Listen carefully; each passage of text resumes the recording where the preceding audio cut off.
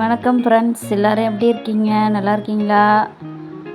இன்றைக்கி வாழை மீன் குழம்பு செய்ய போகிறேன். எப்படி செய்யலாம்னு பார்க்கலாம் வாங்க. எண்ணெய் விட்டுக்கிறேன். எண்ணெய் சட்டியில் அரை ஸ்பூன் வெந்தயம் போட்டுக்கிறேன். வெந்தயம் பொரிஞ்சதுக்கு பிறகு சின்ன வெங்காயம் நான் 100 கிராம் எடுத்து வச்சுருக்கிறேன்.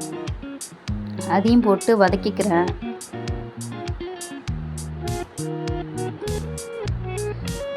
நல்லா செவர வதக்கி விட்டுட்டேன்.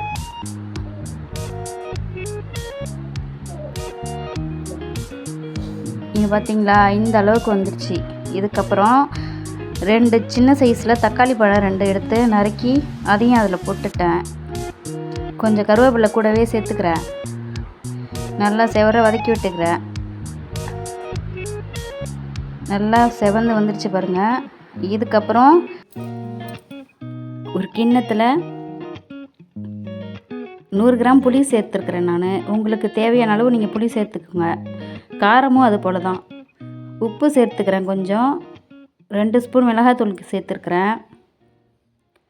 உங்களுக்கு எவ்வளோ தேவையோ, எந்த அளவுக்கு நீங்கள் குழம்பு வைக்கிறீங்களோ நபருக்கு தகுந்தது போல் நீங்கள் செய்துக்கோங்க. அது போல் நான் கரைச்சி விட்டுக்கிறேன். ரெடி ஆயிடுச்சு. இதுக்கப்புறம் வதக்கி வச்சுட்டு வெங்காயத்தில் புளிக்கரைசலை எடுத்து நம்ம சேர்த்துக்கலாம். சேர்த்துட்டு இதை பாருங்கள், நல்லா கொதிக்க விட்டுட்டு நல்லா கொதித்து வந்துருச்சு பாருங்கள். நல்லா கொதித்ததுக்கப்புறம் இது கார்த்திகை வாழைன்னு சொல்லுவாங்க. இது போல் நீங்கள் வீட்டில் செய்து பாருங்கள், நல்லாயிருக்கும். எப்படி இருக்கு பார்த்தீங்களா? நல்லா கொதிக்க விட்டுடுங்க. லைட்டாக ஒரு கிளறல் கிண்டி விட்டுட்டிங்கனாக்கா கீழே அடி பிடிக்காமல் இருக்கும். நல்லா வெந்து வந்துட்டுருக்குது மீன். இது போல் நீங்கள் வீட்டில் 1 டைம் ட்ரை பண்ணி பாருங்கள். செம்மையாக இருக்கும். செஞ்சு பார்த்துட்டு எப்படி இருக்குன்ட்டு கமெண்டில் சொல்லுங்கள். நம்ம சேனலை சப்ஸ்கிரைப் பண்ணி வச்சுக்கோங்க. இந்த குழம்பு அப்படியே எடுத்து